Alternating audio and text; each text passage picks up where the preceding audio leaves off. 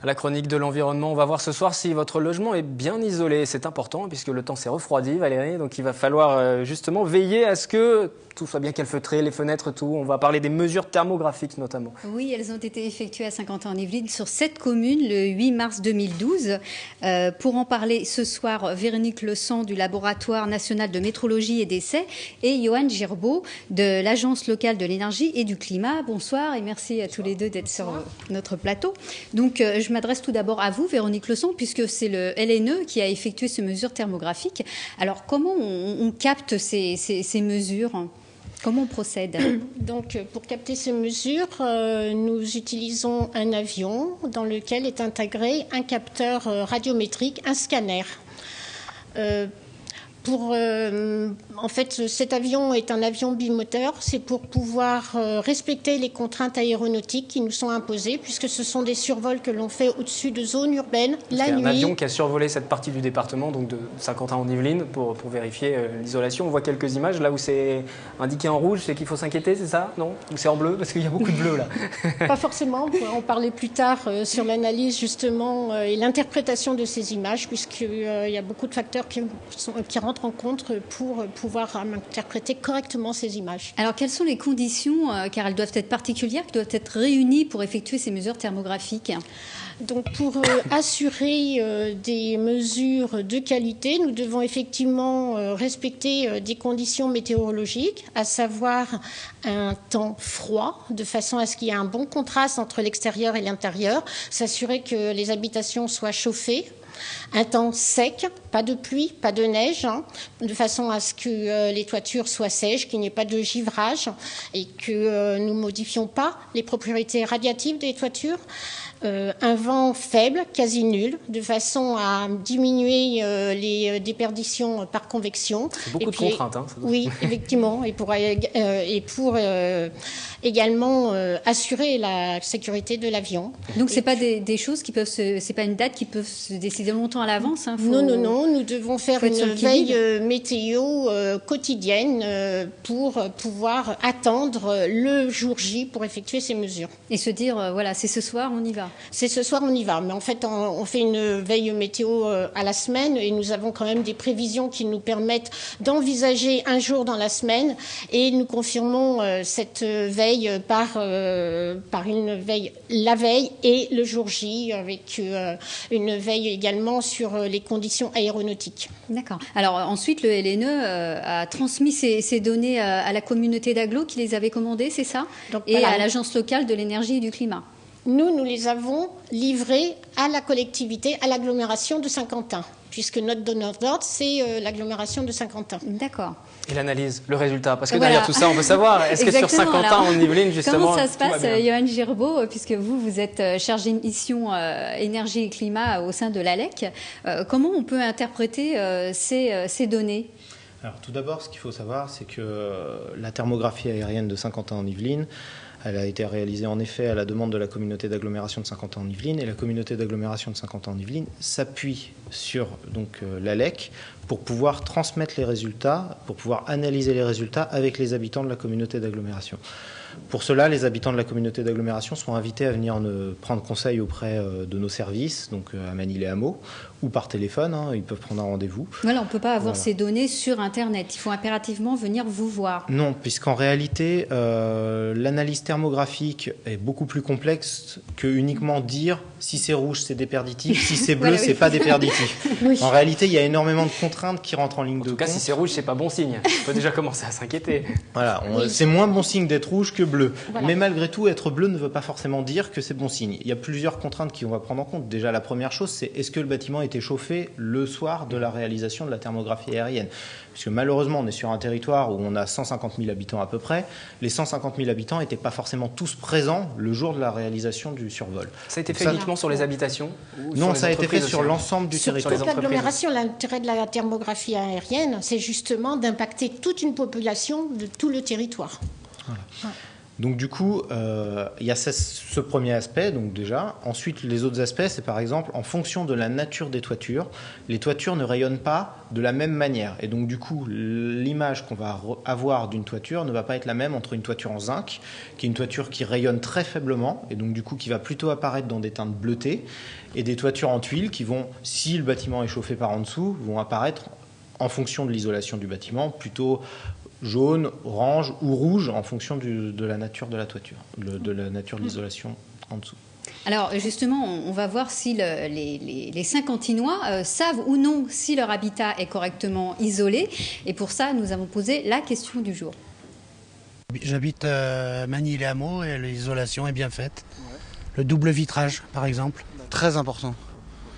Pour conserver la chaleur, contre l'humidité, et surtout si on a des enfants. Donc pour l'hygiène de vie, quoi, principalement. Et puis essayer de ne pas trop dépenser d'argent aussi dans le chauffage. C'est un aspect important et en plus je suis sur un chauffage électrique pourri, donc ça joue beaucoup. Pour faire des économies d'argent, pour l'environnement, c'est quand même assez important. Après c'est un budget, mais après je pense que financièrement on s'y retrouve, quoi. Ce qu'on peut constater, c'est qu'en tant que locataire, les propriétaires s'en fichent. Parce que c'est trop de frais. On est en train de le faire en partie parce qu'on a des gros problèmes de toiture.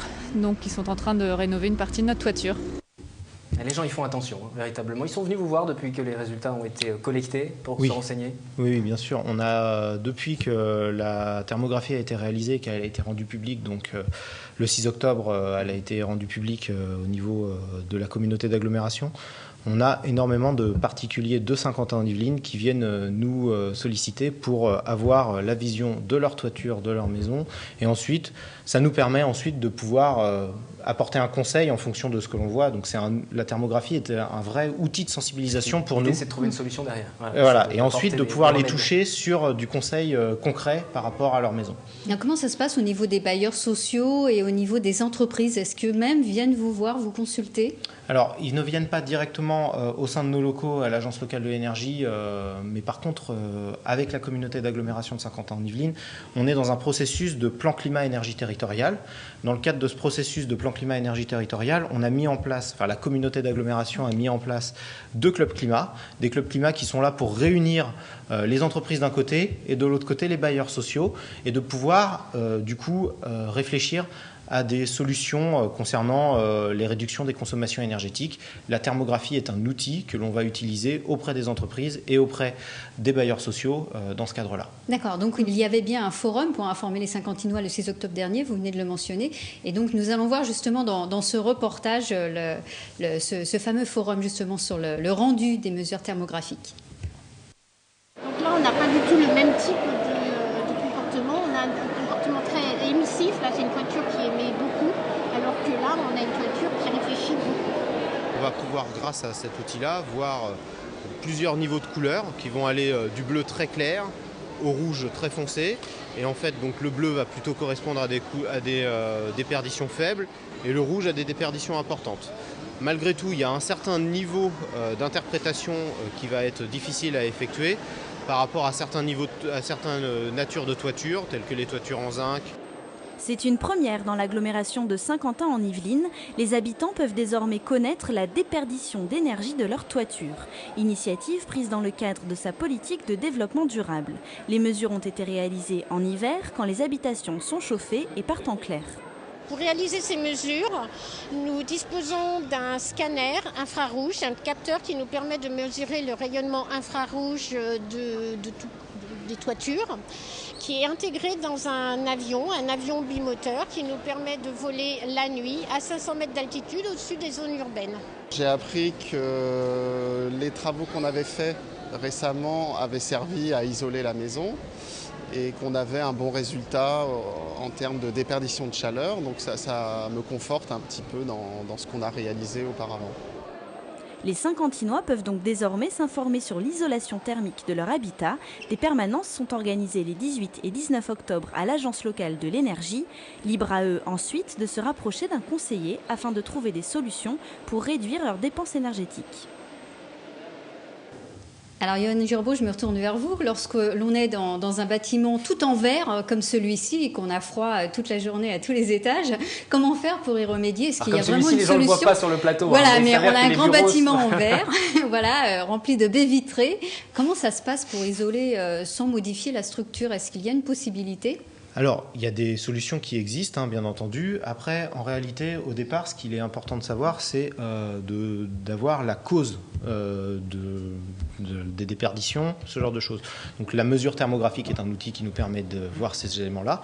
Après, on peut compléter cela par un diagnostic plus complet du bâtiment, un diagnostic énergétique qui va nous dire si ça provient plutôt de la toiture, si ça provient plutôt des baies vitrées. En effet, si on est sur un bâtiment qui est vitré, les déperditions thermiques par des vitres sont plus importantes que par des murs.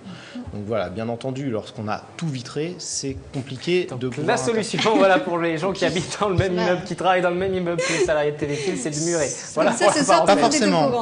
Après, il existe des solutions techniques qui sont développées aujourd'hui, telles que des murs manteaux ou des doubles pots, en fait, où on peut mettre. Pour l'instant, on est plutôt à mettre des manteaux. Voilà. Allez-y, Valérie. Voilà, donc on va revenir donc aux particuliers, aux mesures thermographiques qui sont disponibles jusqu'à quand?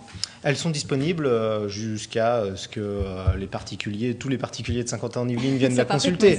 Donc, il y a une mise à jour nécessaire, ceci dit, il y aura d'autres mesures qui sont prévues? Pour l'instant, il n'y a pas d'autres mesures qui sont prévues. En tout cas, ce n'est pas une mise à jour qui se fera de manière annuelle.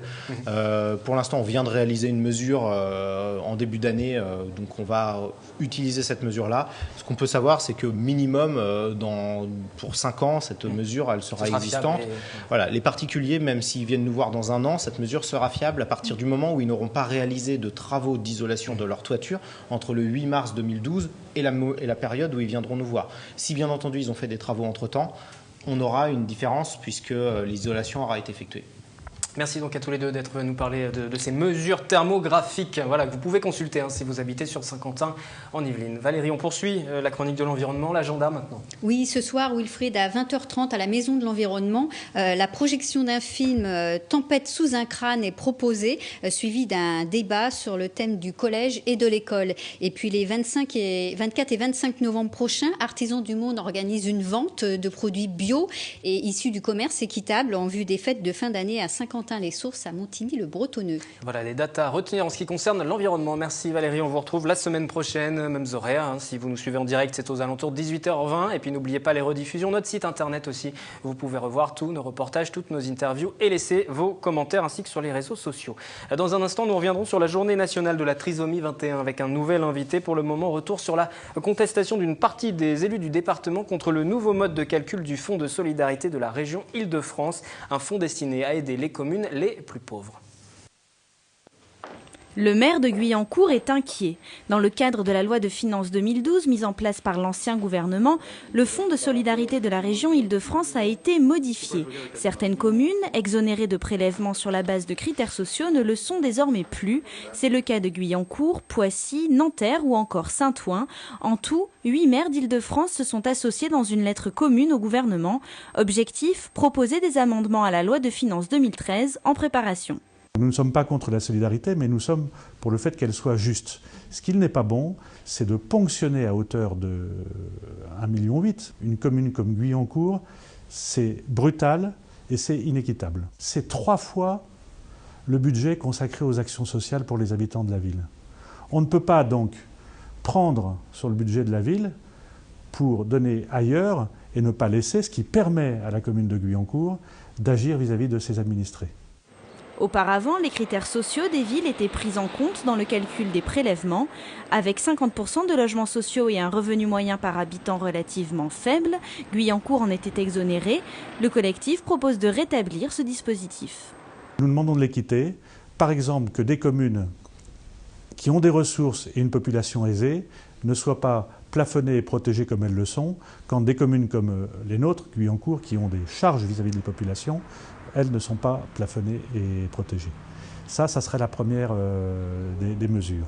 Et puis la deuxième, c'est d'urgence de rétablir des critères sociaux, prendre en compte les populations concernées avant de définir le montant des contributions. Le troisième amendement proposé par les 8 maires est une augmentation progressive des prélèvements en fonction du budget de fonctionnement de la ville. Aujourd'hui, ces prélèvements sont plafonnés à 10%. Le projet de loi de finances 2013 est en cours d'examen au Parlement.